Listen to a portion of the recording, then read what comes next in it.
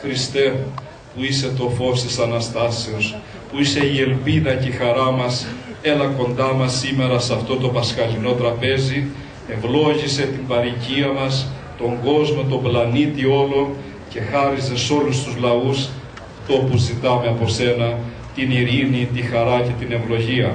Χριστός Ανέστη! Χριστός Ανέστη! Χριστός Ανέστη!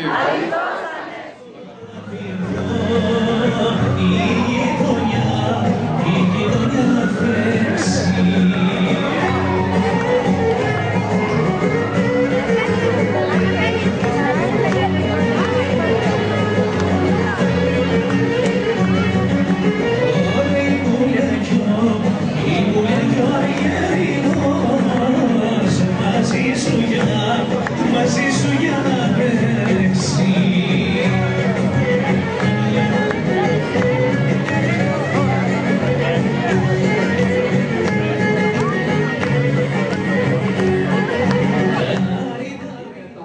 Από τους πρώτους χριστιανούς.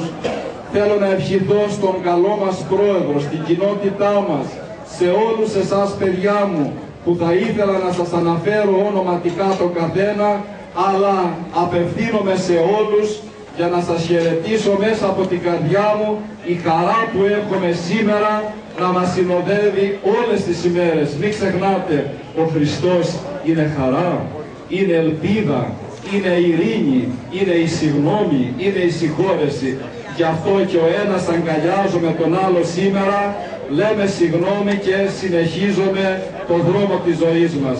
Ευχαριστούμε Πρόεδρε και την κοινότητά μας για την όμορφη φιλοξενία. Να έχετε όλα τα καλά του Θεού. Χριστός Ανέστη, χρόνια πολλά και ευλογημένα.